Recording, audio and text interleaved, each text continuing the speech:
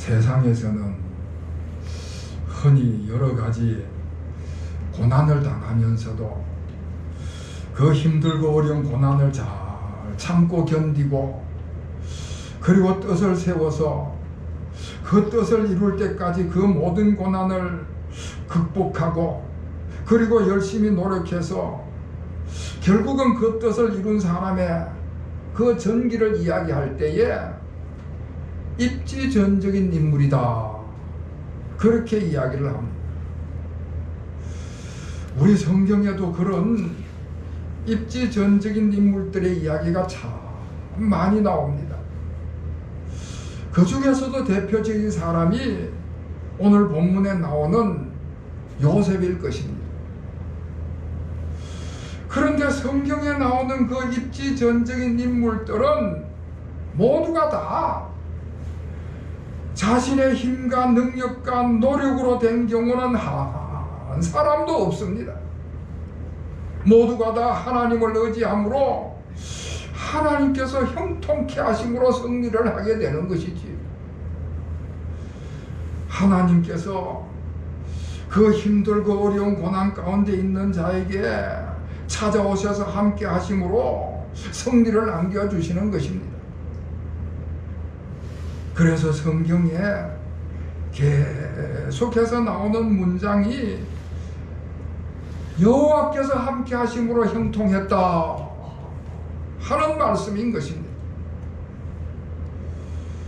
요셉이 하나님께서 함께 하심으로, 여호와께서 형통케 하심으로 그가 당한 그 엄청난 고난을 다 이겨내고 결국에는 최정상에 서서 수많은 사람들을 구원하는 그런 역사를 일궈내는 모습을 보여주고 있습니다. 오늘부터 부활절을 준비하는 사순절 전까지 지금 8주일이 남았는데, 그 8주일 동안에는 이 요셉에 대해서 말씀을 드리고자 합니다. 여러분, 요셉은 아주 귀하게 태어난 아들이었습니다. 그 아버지에게는 4명의 부인이 있었는데, 그 중에서도 야곱이 가장 사랑한 부인이 라헬이었습니다.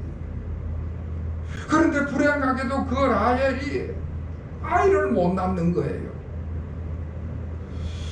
다른 3명의 부인들은 뭐 경쟁을 하듯이 아들을 낳기 시작을 하는데, 야곱이 10명의 아들을 낳습니다. 그런데 유독 야곱이 가장 사랑하는 라헬이 아이를 못 낳는 것입니다. 그러다가 아주 뒤늦게 아들을 낳게 됐는데, 그 아들이 바로 요셉입니다. 그러니까 요셉은 라헬 쪽에서 보면 첫 번째 아들이지만은 야곱에게서는 11번째 태어난 아들인 것입니다. 그러다 보니까 그 아버지 야곱이 요셉을 아주 유별나게 사랑을 했습니다. 오늘 3절 말씀에도 보면은 여러 아들들보다 그를 더 사랑했다, 그런 말씀을 하는 것을 볼 수가 있습니다. 여러 아내들 중에서도 진정으로 사랑하는 아내에게서 아들이 태어났기 때문에 다른 아들보다 훨씬 더 깊이 사랑했다는 것이지. 심지어 그 야곱이 마음속으로만 사랑한 것이 아니고 그것을 다 드러내서 사랑을 했습니다. 그래서 다른 아들들과는 달리 요셉에게는 특별히 채색 옷을 만들어 입혔다, 그렇게 이야기를 하고 있습니다.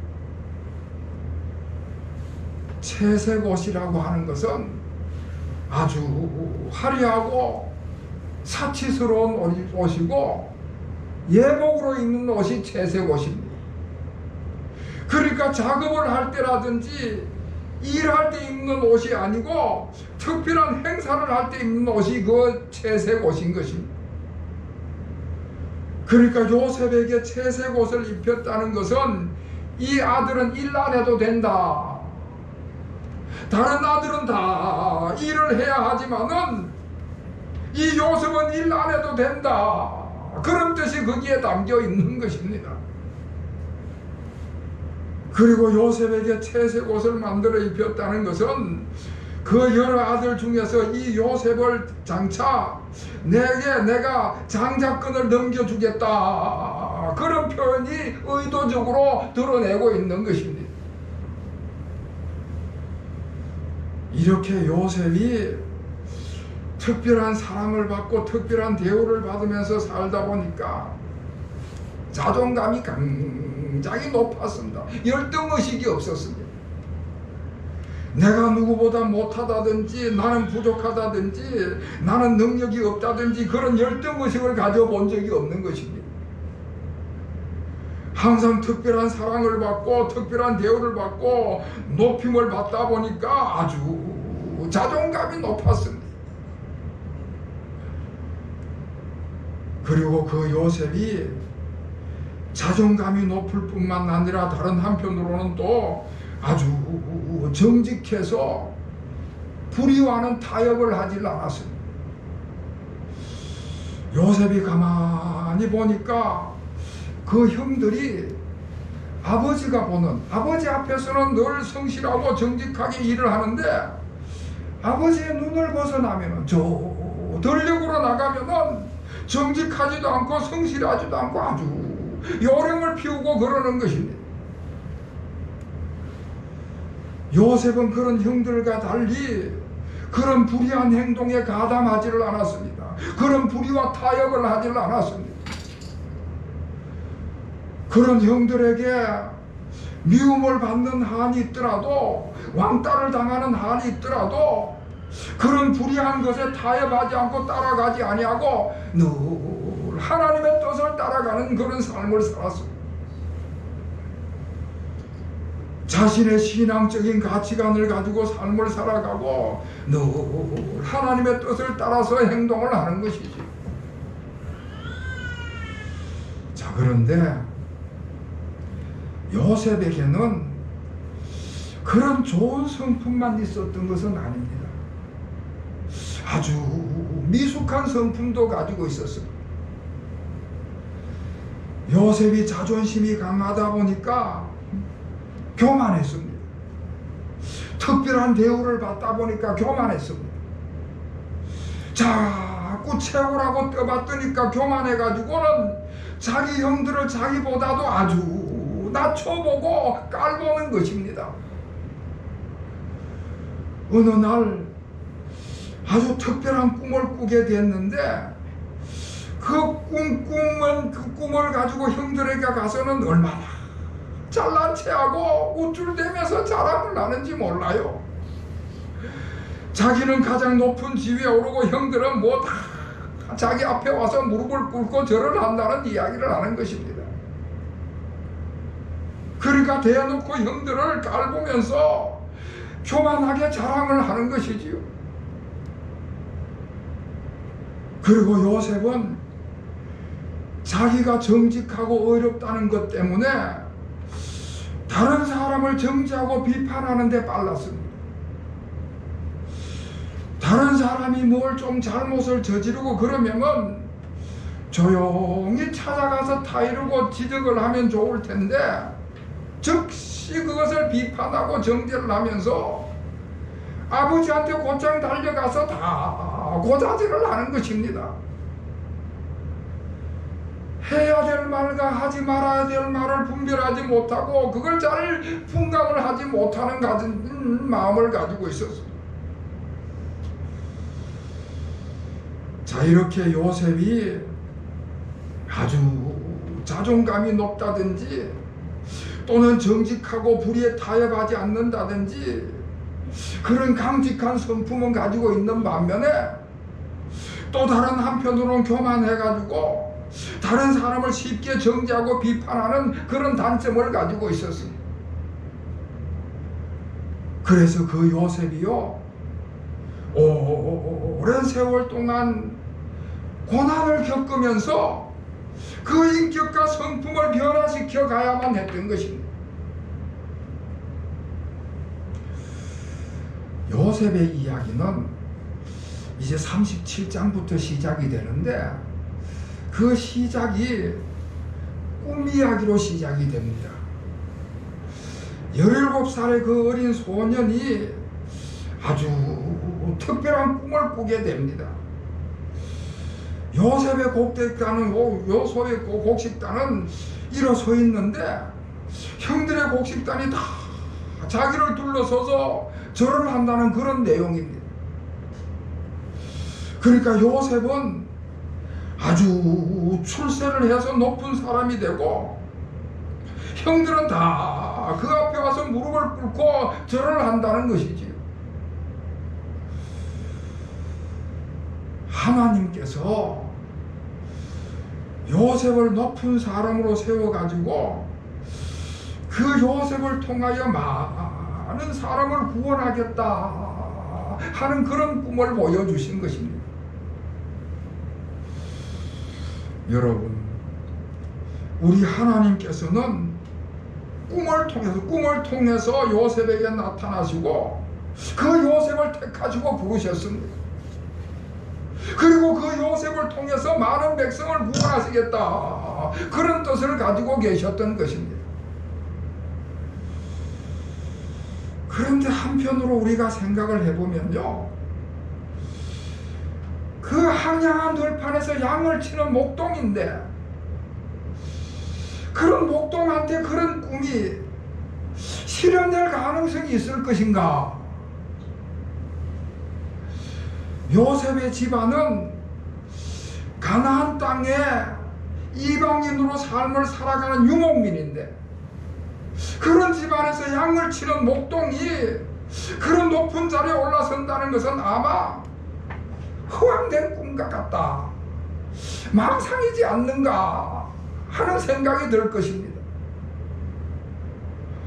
그런데 그런 꿈을 하나님께서 요셉에게 반복해서 꿈을 꾸게 하는 것입니다.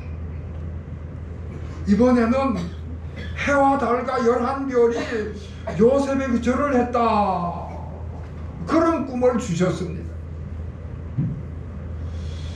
여러분, 같은 내용의 꿈이 반복해서 주어진다면, 같은 꿈을 반복해서 하나님께서 주셨다는 것은 이것은 허황된 꿈이 아니다, 하나님이 있으시겠다고 하는 분명한 뜻이 그 속에 들어있다는 것이지요. 하나님께서 요셉을 높은 자리로 세우시고 그에게 엄청난 지위와 권력을 주시고 그를 통해서 많은 백성을 구원하겠다는 뜻을 꿈을 통해서 보여주신 것입니다. 자, 그런데 요셉이 그런 꿈을 하나님께서 주셨을 때에 그걸 자기만 간직하고 있는 것이 아니라 마구 떠벌리면서 자랑을 하게 되니까 여러 가지로 반응이 나타나는 거예요.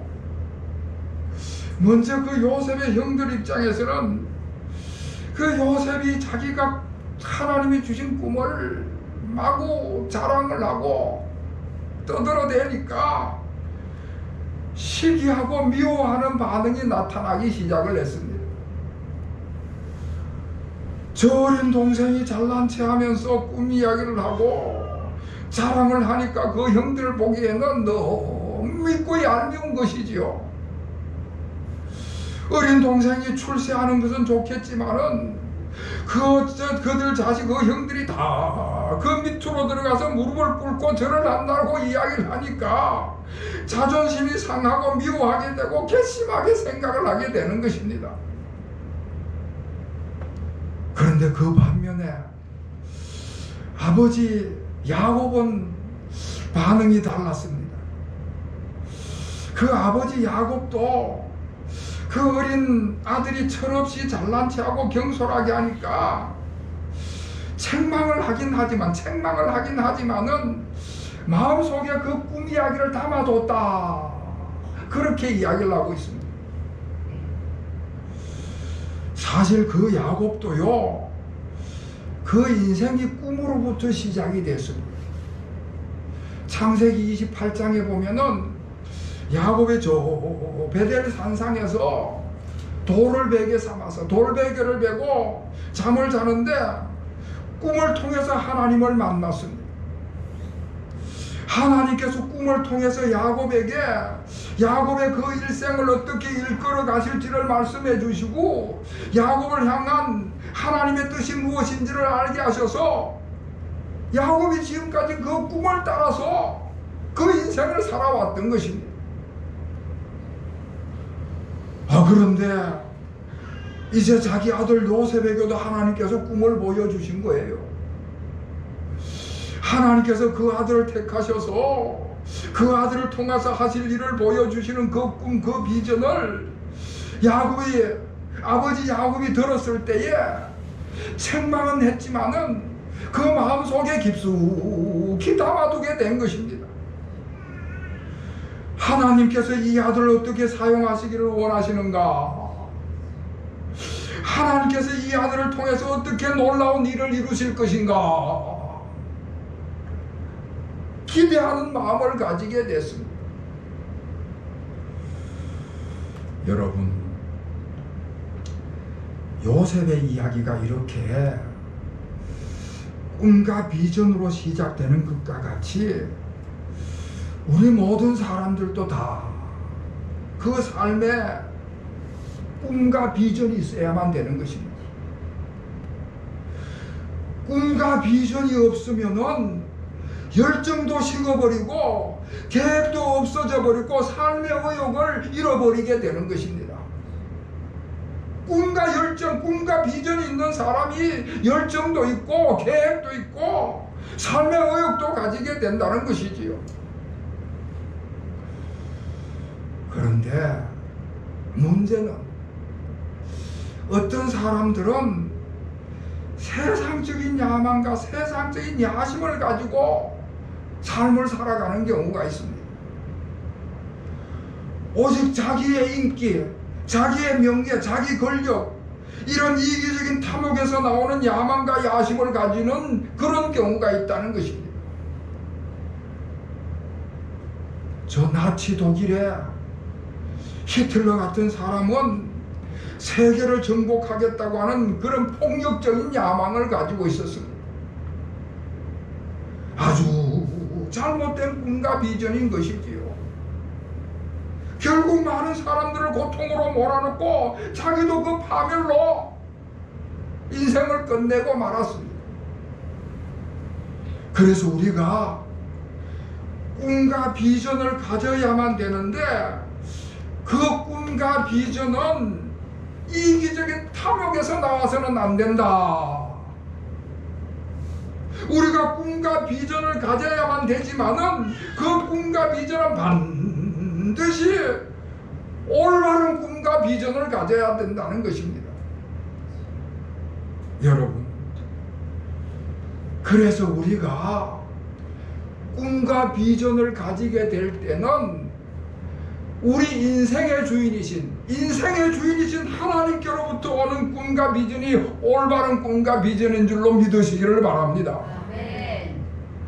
하나님 앞에 겸손히 엎드려서 아멘. 하나님께서 나에게 어떻게 인생을 살아가게 하실런지 꿈과 비전을 보여주시도록 간절히 기도할 때 아멘. 하나님이 주시는 줄로 믿으시기를 바랍니다. 아멘. 하나님 아버지, 나를 어떻게 쓰시기를 원하십니까? 내 인생을 어떻게 살아가는 것이 하나님께 가장 영광을 돌리는 것입니까?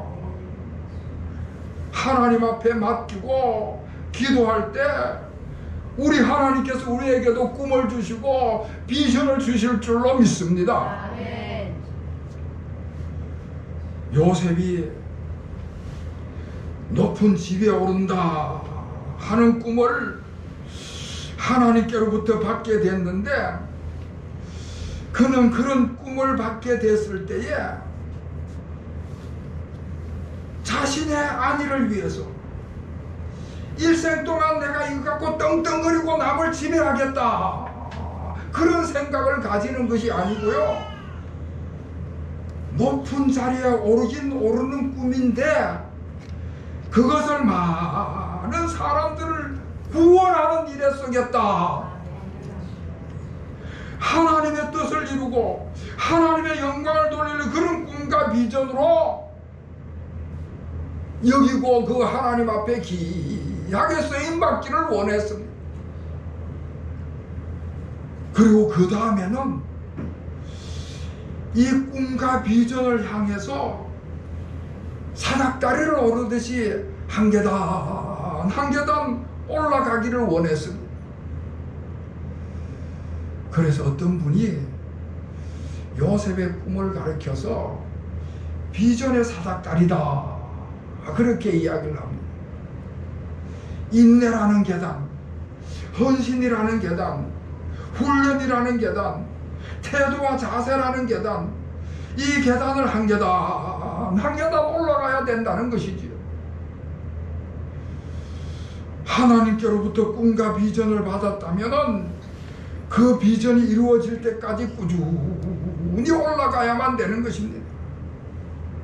낙심하거나 좌절하거나 포기하지 아니하고 계속해서 꾸준히 올라가야만 되는 것입니다. 요셉이 17살에 그 어린 나이에 하나님께로부터 꿈과 비전을 받았는데요, 그 꿈을 받은 요셉 앞에는 애굽의 종살이라고 하는 고난이 기다리고 있었습니다. 감옥살이라고 하는 고난도 겪어야만 했습니다. 그런 사닥다리를 한 계단 한 계단 올라가서 결국은 애굽의 총리 대신의 자리에까지 올라간 줄로 믿습니다.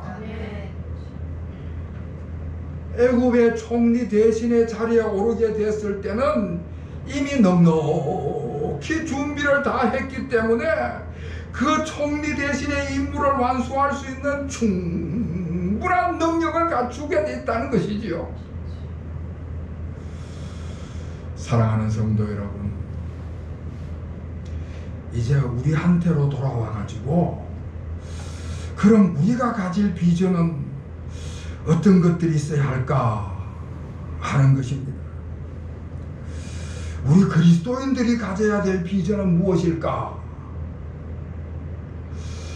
여러 가지로 생각을 할 수 있겠지만 먼저 공통적으로 우리 모든 그리스도인들이 공통적으로 가져야 될 비전의 첫째는 예수님을 닮아가는 비전을 가져야 될 줄로 기억하시기를 바랍니다.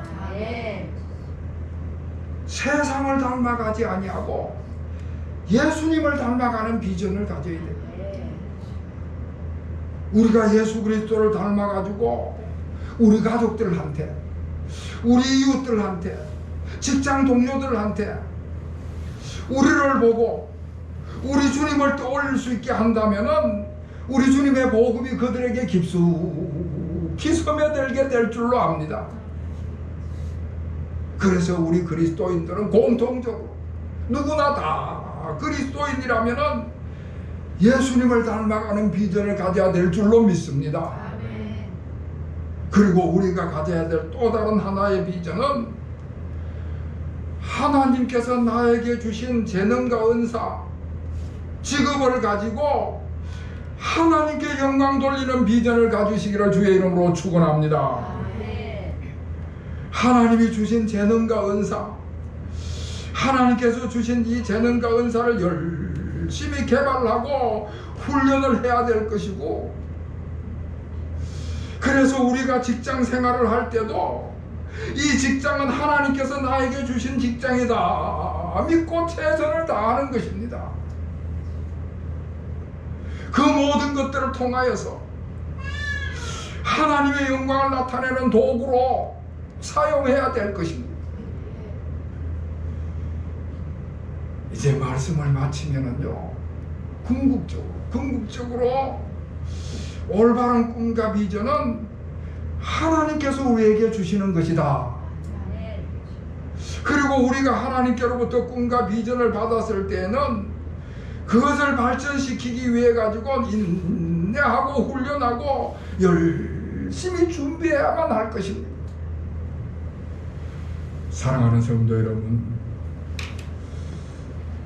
여러분의 인생을 통해서 우리 하나님께서 영광을 받으시고, 그리고 우리 이웃들에게는 무한한 유익을 베푸는 그런 꿈과 비전을 가지게 되시는 우리 모든 교우들이 되시기를 주님의 이름으로 축원합니다. 이와 같은 은혜가 우리 모든 교우들에게 임하시기를 다시 한번 주님의 이름으로 축원합니다. 기도하겠습니다. 하나님 아버지, 저희들을 택하셔서 하나님의 자녀로 삼으시고 하나님의 사람으로 살아가게 하심을 감사드립니다. 저희들이 하나님이 주신 인생을 살아갈 때에 그 꿈과 비전을 가지고 열심을 다하게 하여 주시옵소서. 하나님을 의지함으로, 하나님께서 함께 하심으로 하나님의 형통케 하심을 보게 하여 주시옵소서. 인간의 이기적인 야망과 그 야심으로 불의한 세력에 휩쓸려서 피해를 당하지 않게 하여 주시옵시고, 하나님께서 주신 재능과 은사를 적절하게 사용하여서 하나님 앞에서 또한 우리 이웃들에게 유익한 삶을 살아가게 하여 주시옵소서. 예수 그리스도의 이름으로 간절히 기도하옵나이다. 아멘.